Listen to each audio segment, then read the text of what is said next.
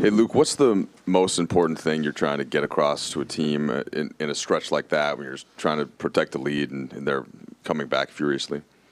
To keep trusting each other, keep our composure. I thought for most of the game we did a really good job of sharing the ball, making the extra pass. And then at the end, which is normal, defenses pick up, intensity picks up, but then we gave into that and we started watching one guy go and then watching another guy go. And we started standing around the three-point line instead of cutting to the basket. But it was, let's keep our composure. Let's stay. Let's keep trusting each other, and find a way to win this game.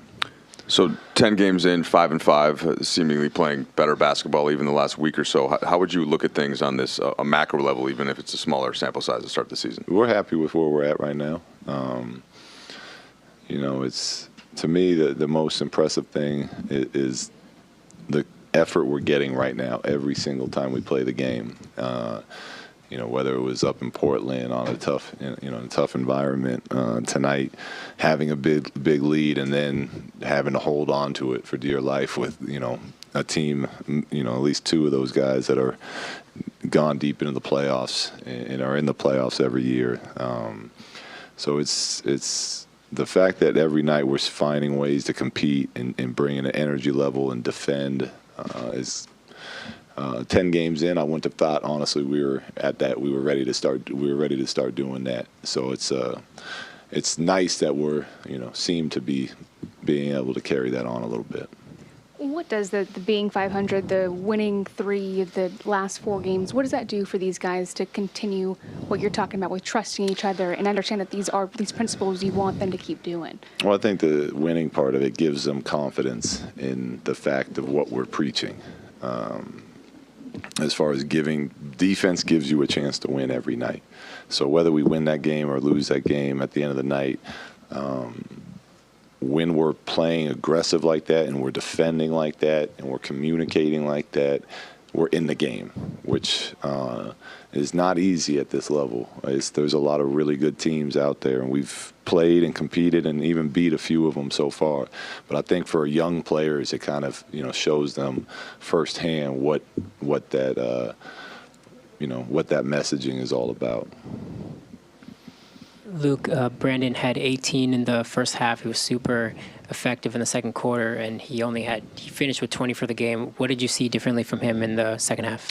Well, I don't think it was him again. I think it was our team. We stopped, we were getting movement into what he was scoring. I know a lot of their defense was switching, and he was making nice individual plays, but a lot of that was because we had movement and momentum built into that drive by Brandon, and the paint was open. In the second half, there was so much standing and people were catching and holding that Memphis, who's a very good defensive team, was able to load up that defense. So there wasn't that same type of spacing and that same type of push into those drives that he was having so much success with in the first half. Luke, last time you guys were 10 or 500 was 10-10 last season. How is this team more equipped to continue forward the way you've been playing recently than last year's team? Well, we're better defensively. And, when last year we were shooting the lights out to start the season, when you shoot the ball that well, I think there's a much better chance of hitting cold streaks. And then when you get hit with some injuries like we did last year, we just didn't have the rest of the foundation set well enough to sustain that. Obviously, we got hit with a big injury already, but because of the group's willingness to buy in and compete on defense, we're going to be in every game. We might lose 7 straight, but we're going to have chances to win those games if we keep defending the way we did, which I think is the biggest difference between last year and this year. Coach, Lonzo, 9 assists on the night, still struggling with his shot, 1 of 8 from the three-point line. What are some of the tips, just from a coaching staff perspective, you guys give to him on not just his jump shot, but maybe ways to make his life a little easier? Well, I mean, that's kind of, not to hate on your question, but that's a general. I mean, it from the footwork, to when winning the shot clock is a good shot, winning the game is a good shot, whether they're on a run or we're on a run. Like, he had a couple today that he felt like heat checks, and if he hit the one before and the crowd's behind it, I'm okay with those. And then there was other quick threes he shot when they were on a run. So it's pretty much the same shot, but just within the game, it's a different. The momentum's different, so you got to learn the difference between those. So there's a lot of really small things that he's a smart player. He'll pick up on quickly. But I want him to keep shooting. I'm glad he's not turning them down. I'm glad he's trying to put pressure on the rim.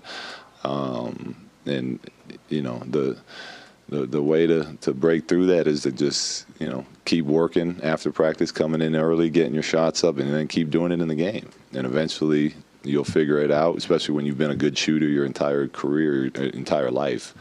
You know, he'll get back.